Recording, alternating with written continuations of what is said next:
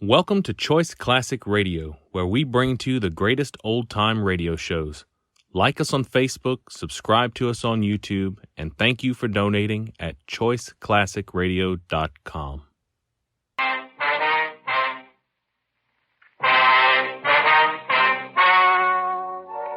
The story you are about to hear is true. The names have been changed to protect the innocent. Fatima Cigarettes. Best of all king-size cigarettes brings you Dragnet on both radio and television.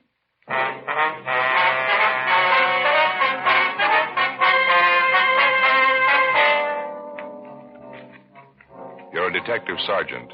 You're assigned to vice detail. A professional gambling ring has set up operations in your city.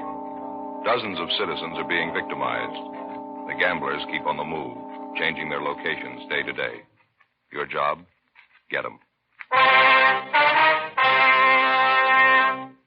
Compare Fatima with any other king-size cigarette. Yes, compare Fatima with any other king-size cigarette. 1. Fatima's length filters the smoke 85 millimeters for your protection. 2. Fatima's length cools the smoke for your protection.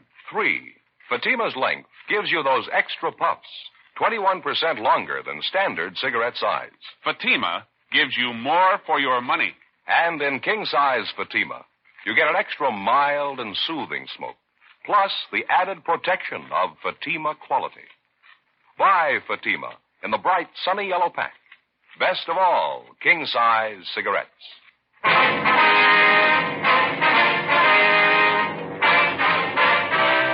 Dragnet, the documented drama of an actual crime. For the next 30 minutes, in cooperation with the Los Angeles Police Department, you will travel step by step on the side of the law through an actual case transcribed from official police files. From beginning to end, from crime to punishment, Dragnet is the story of your police force in action.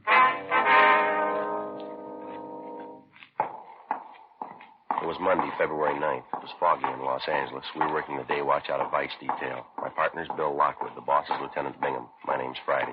It was 4:20 p.m. when I got to the second floor of the old Central Jail building. Vice detail. Hi, Joe. Hi, Bill. Did he show up yet? Yeah, waiting in the next room. Oh, fine. Did you talk to him yet? No, he just came in a couple of minutes ago. Figured I'd wait for you. Well, how's he seem? Sober? Does he look like he's off the lush? Yeah, he looks pretty good. Shaved, cleaned up a little. Fine.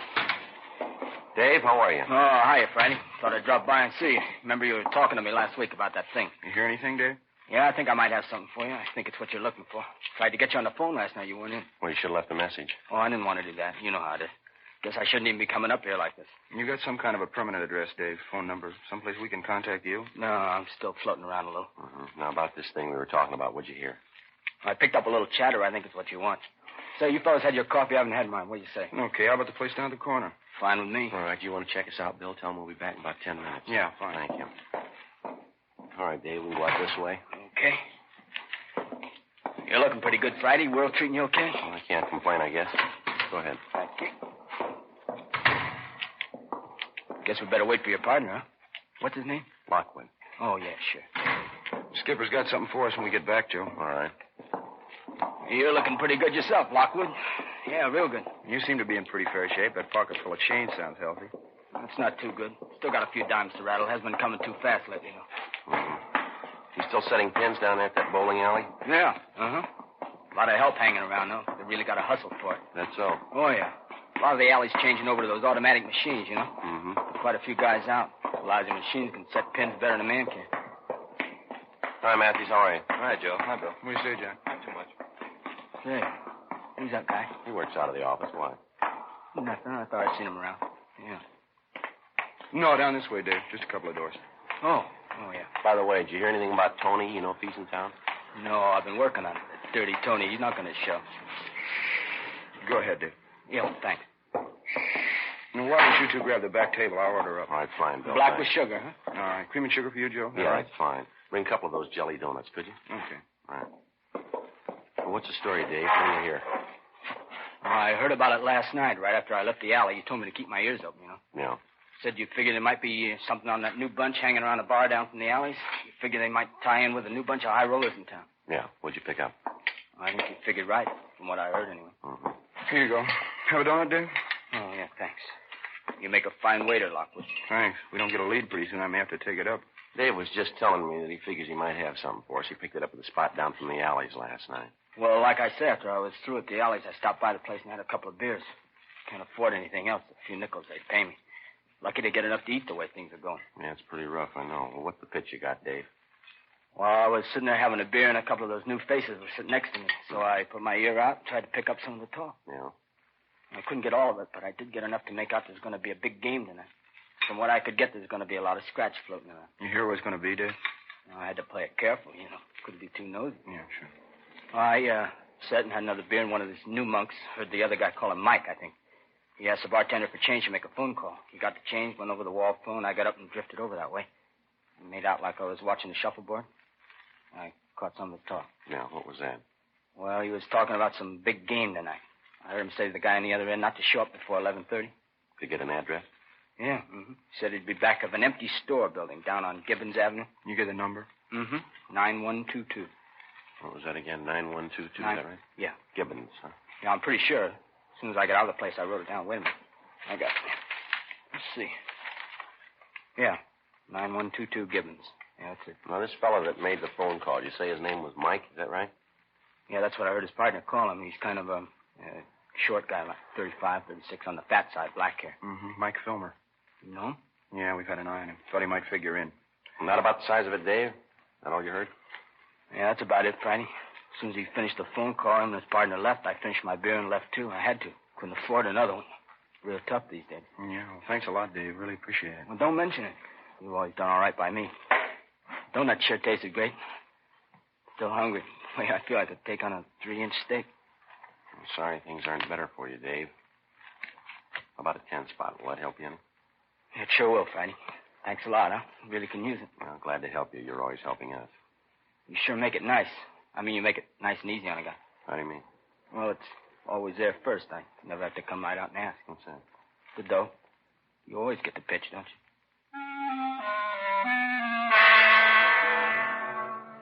Almost a month before, we had begun receiving complaints about a newly established gambling ring which had set up operations in the city. After the first few complaints, we succeeded in identifying some of the men involved in the ring and also some of the places they frequented. The nature of most of the complaints against them was such that we knew we were dealing with a well-organized criminal element.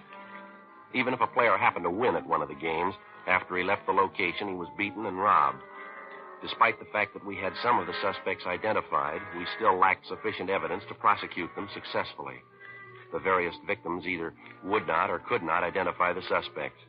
We knew the gang was running 3 or 4 games a week, each one of them at a different location, each one of them at a different time. In the trade, that's known as a floating game. After we left our informant, Dave Carter, we headed back to the office and briefed Lieutenant Bingham. That afternoon, we checked the address on Gibbons Avenue and found it to be a vacant store building with a for rent sign in the window. There was an entrance in front and one in the rear, windows along both sides of the building, and a plasterboard partition dividing the inside of the store into 2 parts. The place was deserted.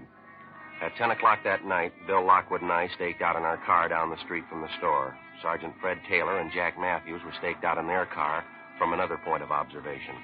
We were in constant touch with each other by 3-way radio. 10:30, 11 p.m., 11:30. 1K87 to 1K80, come in. 1K80 to 1K87, go ahead. Joe, did you notice the lights come on in the back of the store a minute ago? Yeah, 2 men. They went in the back way, parked their car just down the street from us here. Did you see anything else? Car just pulled up down the street from us. 2 men getting out, heading for the store. Joe, just a minute. Yeah, they're going that way. Yeah, I see him. They're going around the back, Joe. Looks like it's going to pay off. Let's sit down it a while. KMA 367. We waited. 11:45. A blue pickup truck pulled up and stopped a short way from the front entrance to the store. We saw 2 men get out and go around to the back of the truck and unload half a dozen large boxes, which they carried around to the rear entrance of the place. One of the men came back, got in the cab of the truck, and sat there.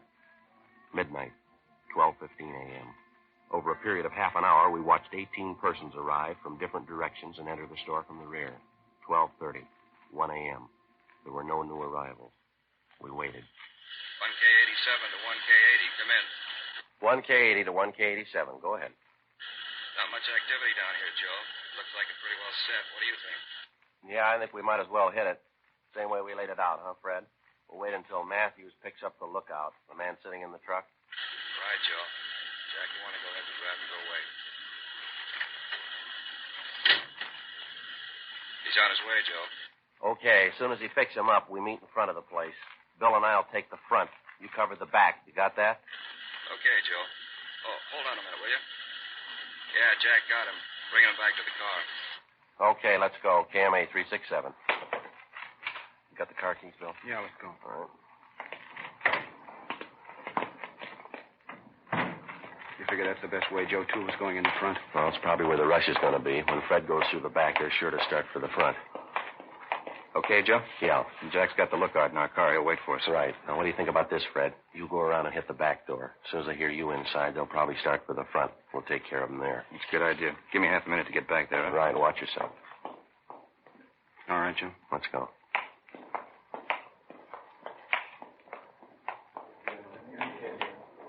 They're still going. Not wise to us. Yeah, let's hold it right there. Police officer, you're under arrest now. Hold it right there. Come on, Bill. Let's hit it. Shots, Joe. Yeah, come on. All right, get back there, Lois. Get back. Police officers. Come on, back against the wall. Going out the window, Joe. Fred! I said get back against the wall, all of you. All right, I'll cover him. You get back and see what happened to Fred. Right. All right, mister. With the rest of them. They're back against the wall. All right, I'm going. What's the beef about anyway? Just All right, having a all little of you. game? Turn around. Face the wall. Put your hands against the wall. What's the pitch anyway? Treating us like a bunch of thieves. You're just having a little fun. No harm done. Joe. Yeah, did you find Fred? What happened? He's been shot, hurt bad. Matthews is in with him now. I'll call the ambulance. Get some help. All right. All right, you two. In with the others. Back against the wall. What's the beef? Sure, big noise about nothing. We're here to play a little cards, friendly game, just $1 limit. Nobody ever gets hurt. We're all friends. Is that why you carry guns? 1:20 a.m. The ambulance arrived, and Sergeant Fred Taylor was taken immediately to Georgia Street Receiving Hospital in a critical condition. He'd been shot twice through the upper portion of the chest. He'd been unconscious from the time of the shooting. Who the assailant was, we had no idea. The crime lab arrived at the scene and began their preliminary investigation. Meantime, homicide officers had arrived, and all units in the area were assisting in the investigation, making a house-to-house canvass and checking all backyards, alleys, and unoccupied buildings for possible suspects in hiding. Out of the total number of men present in the store at the time of the shooting, Bill and I had been able to detain 9 of them. The remainder had either scrambled out side windows or the rear door and then apparently made their way over back fences. The 9 we did get were taken downtown for interrogation. All of them had been searched, but no weapons had been found. Bill Lockwood and I remained at the scene assisting the homicide officers. 2:05 a.m. An additional 4 men who'd been present at the gambling game that night were picked up in the area, transported downtown, and held along with the other 9 at homicide detail. 2:20 a.m. Bill and I were called downtown to assist in the questioning. We got nowhere with the first 3 suspects. It was the same with the 4th. You expect us to believe that, Mike? Well, it's the truth. I don't know anything about it. Now, look, Mike, let's put it on the table, huh? We listened to your line of chatter down at the store when we made the pinch. We heard it all. Now, let's get on to facts. I told you everything I know, no different than the other guys you picked up. I heard there was going to be a game tonight, so I came Who'd down. you come down with? How'd you get there? I drove, came by myself. Where'd you park your car? About 2 blocks away, a little alley there. By a gas station. You're a liar, mister, and you know it. Well, it's the truth, so help me. If I knew there was going to be trouble, I wouldn't even have showed up. I'd play a few cards, sure. I don't go in for heavy stuff, though. I haven't got anything to do with the game. You're a liar. You can't say that. Now, you show me where I've lied to. You tell me. We were staked out on that place tonight, Mike. It was a little past 11:45. You drove up in a blue pickup truck. Another man was with you. You were driving. Oh, no, you got it wrong. No, we haven't got it wrong. You parked that truck about 10 yards down the street from the front of the store. You got out first. The other man followed you. You unloaded 6 large cartons from the truck.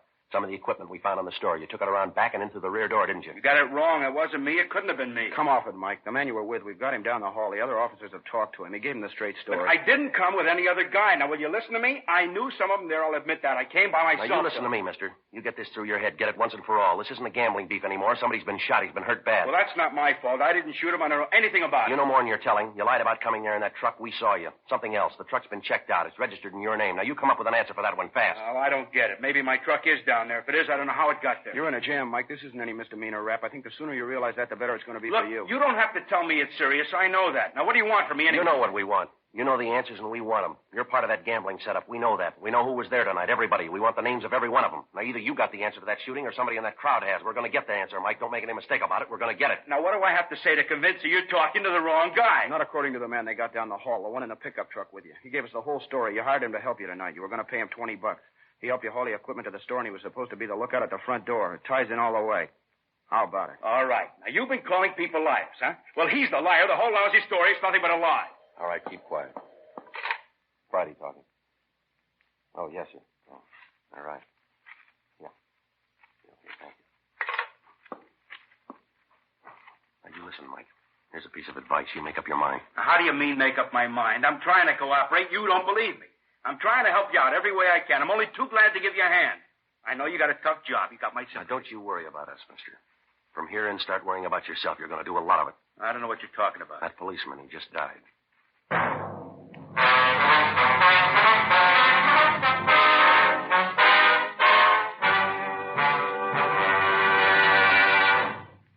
You are listening to Dragnet, authentic stories of your police force in action. To show our confidence in Fatima, we make this money-back guarantee.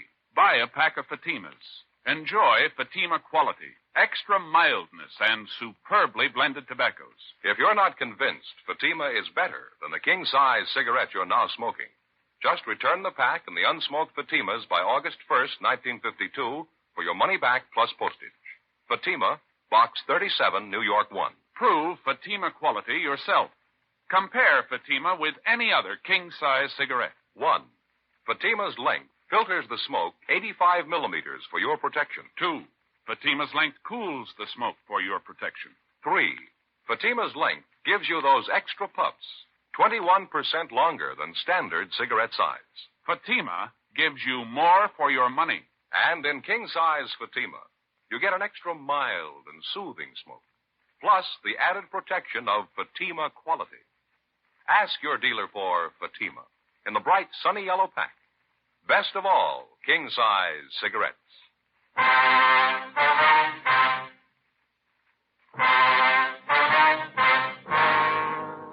Tuesday, February 10th, 5:30 a.m.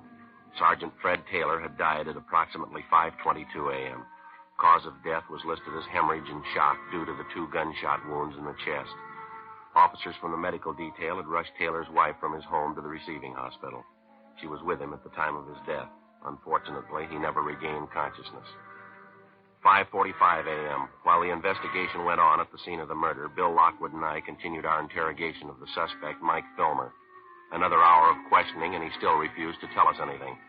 We finally confronted him with the man we'd seen him arrive with at the location of the gambling game earlier that morning. Another 10 minutes of questioning, and he finally broke down. Why didn't you tell us that to begin with? Believe me, I wanted to. I was scared. I was scared to death. I never had anything like this happen to me before. I didn't know what to do. I didn't know what to say. All right, this is a complete list of everybody you saw there last night. Everybody who was in that game. Well, yeah, I think it covers it. Now, let me see it. All right, here you are. Yeah, just about everybody. These are the only addresses you got, just these 3 here. Yeah, that's it.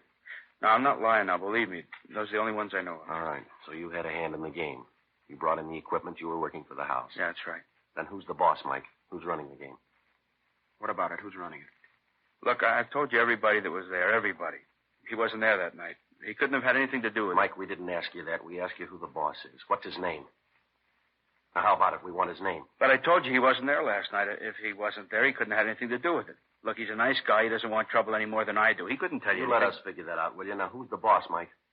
Does it have to be? Is that important? We wouldn't be asking you. Who is he? George Delano. Now, that's all I know about him, his name. How does he spell his last name? What's he look like? Well, I guess it's Delano. I never saw him write it down, though. I've only known him about a month, maybe 5 weeks. What's his description? Well, he's taller than I am, about 5 feet 10, 11 maybe. Dark hair, a little bit on the heavy side. Like me, I guess. Man about 45, 50. Where does he live? Where do we find him? I don't know where he lives. Some hotel downtown, I think. The only times I ever met him was at a bar. Which bar? Where about? South end of town, down in Vermont. I don't know the address, but I can point it out to you. It's a couple doors down from a big bowling alley. Right across from a theater, woman's dress shop next door. Yeah, that's right. That's a place. The only place I've ever seen him. He always calls me at home and tells me where to meet him. You mean to say you've been working for this Delano and you don't even know where he lives? Well, I don't know what else to tell you. I'm squaring with you. I really don't know. Friday, talk to you, man. Yeah, Sam. I'll be right back now. Right. What do you got, Sam? Charlie Hart and I just got back from a place down on Gibbons Avenue, the store. Yeah. Thought you'd like to know. We found a gun in the back of the place hidden under a lumber pile. All right. Did you check it out? Yeah, I ran through gun records. It's registered. What's the name? George Delano. 7:38 a.m. With the new lead on the alleged boss of the gambling ring, George Delano, we interrupted our questioning of the suspect, Mike Filmer. We took him down the hall back to the homicide squad room to be held for further interrogation. We checked Delano through R&I, but we had no record on him. Then, along with Sergeant Sam Flowers and Charlie Hart of Homicide, we drove out to the address of George Delano as listed in the gun registration files. It was a small cottage in the Wilshire area. The woman who answered the door identified herself as Mrs. George Delano, the suspect's wife. She called her husband to the door. We identified ourselves, briefed him on the reason for our visit, and told him we wanted to talk to him downtown. He appeared cooperative, more than willing to come along. He got dressed. We drove him back to the city hall and took him to the interrogation room. He was well-dressed and, in his own way, well-mannered. After being told of the situation, he admitted freely that he'd been operating games at different locations throughout the city for the past month and a half. He told us that he'd employed Mike Filmer to assist him in his operations, and he also admitted ownership of the gun found near the murder scene. The gun had since been checked by Russ Camp and ballistics and found to be the murder weapon. Well, yes, it's my gun, but I'd like to explain a little bit about it. What's that, Delano? Well, number one, I admit I'm a gambler. That's my racket. I'm new to Los Angeles. I even admit I've been working a few games, but I'm no murderer. I wouldn't have any part of it. You said you were going to explain about the gun. Now, what about it? Now, look, I'd like to fill you in on everything, officers. I got nothing to hide from you. I'll tell you everything. Yeah? When I first came to this town, as I say, it's been about 5-6 weeks. I made a few connections, and I started running these games. For the first couple of weeks, everything went fine. No beefs, everything was fine. All I had to do was dodge you fellas, and then the trouble started in. How do you mean? You mind if I have a smoke? A little upset. All right, go ahead. You care for one? No, thanks. Yeah. I want to fill you in from the start. I want to clear this whole thing up. Yeah, that's what you said. Yeah. Well, as I told you, first few weeks, everything was fine. Then one night when the game was just about ready to break, a couple of punks came in, held us up. They cleaned everybody in the place, made a big haul. When was this? Where did it happen? Down on the east side. Punks took us for everything. You know how it is. Couldn't make a report to you. I just had to take it, cover the losses myself. Yeah, now how about that gun? I'm coming to it. This thing happens, and I figure that's the end of it. But no, a couple nights later, they hit again. I still can't squawk. Have to stand the losses. Another couple nights, they knock us over again. Couldn't do a thing about it. Losing money. All right, we've heard all that. That's your racket. You can expect it. All we want to know is about that gun. Now, what's your story? I told you I was coming to it. After the third time they reached us, I hired a guard. Somebody stand watch outside in case of another stick-up. The only thing I could do. Yeah? Well, so I hired some guy to stand guard on the games. Loaned him my gun in case there was any trouble. And you told him to use it in case there was trouble. Yeah, that's right. How about a raid from the police? You tell him to use it for that? No. Matter of fact, I made a point of telling him about that. All he was supposed to use the gun for was just to fire it up in the air, maybe scare those punks off and warn the guys inside at the same time. We'll talk about that later, Delano. We want to know who had the gun last night. Well, the guard did. I told you I loaned him the gun. Who's the guard? What's his name? Where do we find him? His name's Jake. A friend of mine got him for me. See, Jake Gleason. That's it, Gleason. Where's he live? Couldn't tell you that. I don't know. I always contacted him at a bar in South Vermont, place I go quite a bit. Be a little too early to catch him there now. What do you know about this Gleason? What's he look like? I don't know. I haven't seen him much. I guess you'd say he's about 32, 33, kind of light brown hair, tall.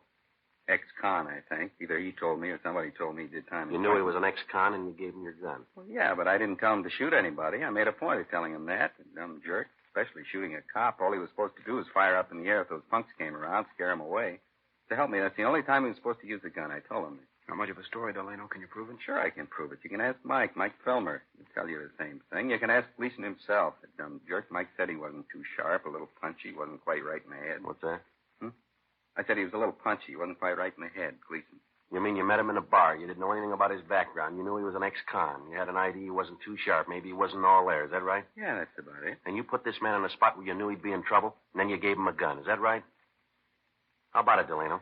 What are you looking at me for? I told the dumb jerk what to do. I didn't tell him to shoot anybody. Punch drunk boozer. Yeah. Truth. I didn't have a thing to do with it. I hired the guy, that's all. It's not my fault. What are you looking at? I wasn't even there. I didn't even know about it. I didn't kill that cop. Didn't you?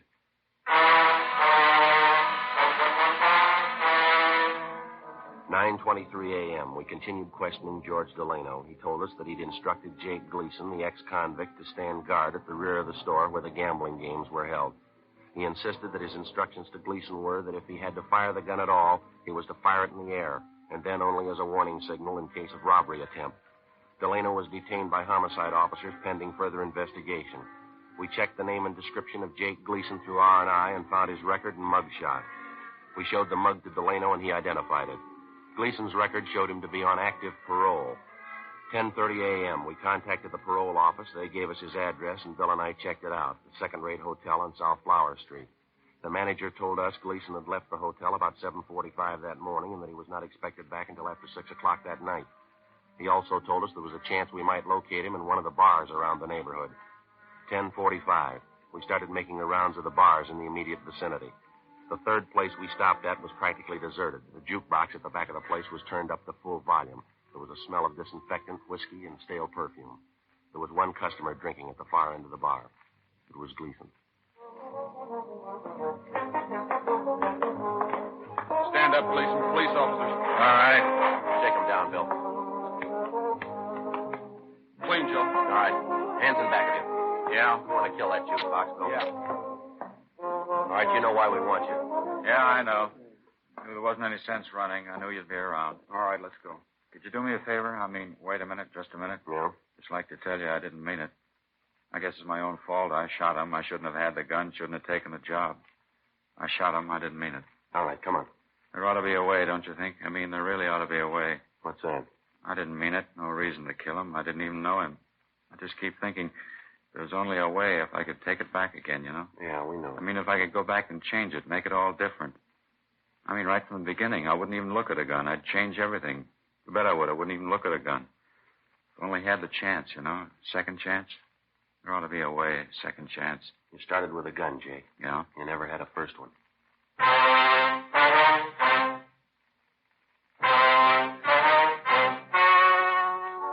The story you have just heard was true. The names were changed to protect the innocent. On May 22nd, trial was held in Superior Court, Department 88, City and County of Los Angeles, State of California. In a moment, the results of that trial. And now, here is our star, Jack Webb. Thank you, George Fenneman. Friends, Fatima gives you more for your money because no other king-size cigarette can match Fatima quality. Because Fatima's length filters and cools the smoke for your protection. Gives you those extra puffs, 21% longer than standard cigarette size. I'm convinced that you'll agree with me once you try them. Get a pack of Fatimas next time you buy cigarettes.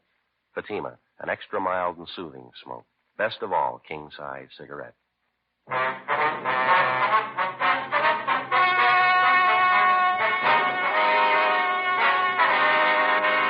Jacob Allen Gleason was tried and convicted of murder in the first degree and was sentenced to a life term in the state penitentiary. George Delano, Mike Filmer, and all other principals were found guilty of violating the municipal code 43.01, gambling, and received sentences as prescribed by law. George Delano and Mike Filmer were sentenced to 6-month terms in the county jail. Others received proportionate sentences. Ladies and gentlemen, Mr. James Fox, director on the executive board of the Mystery Writers of America. Tonight it is with a great deal of pleasure that I, speaking for the entire membership of the Mystery Writers of America in all fields, present the Edgar Allan Poe Award for the second consecutive year for the finest radio presentation in its class, Dragnet. To you, Jack Webb, and your fine group of technicians responsible for the overall production of Dragnet, we present this statuette of one of the immortals in the field of mystery, Edgar Allan Poe. Thank you very much, Mr. Fox, and thanks also to the membership of the Mystery Writers of America. And standing by to receive his award, also for the second consecutive year, as the outstanding radio writer in his field, and for the consistent job he does on Dragnet, Jim Moser. Here is your statuette. Thank you very much, Mr. Fox. Ladies and gentlemen, it's seldom indeed when the writer of any radio show receives his just and due acclaim. It's with the greatest of pleasure that we accept the Edgar Allan Poe Awards, as it is primarily a writer's award. All of us who have had a hand in bringing Dragnet into your homes each week are proud of our writer, Jim Moser. For as anyone in radio will readily go on record by saying and knowing that you're only as good as the script you read. So it's with deep gratitude that we receive the MWA Award, which best illustrates and confirms the high opinion which we all hold of our writer, Jim Moser. Thank you, Jack, and I'd like to express my special appreciation to our technical advisors from the Los Angeles Police Department, without whom none of this would be possible.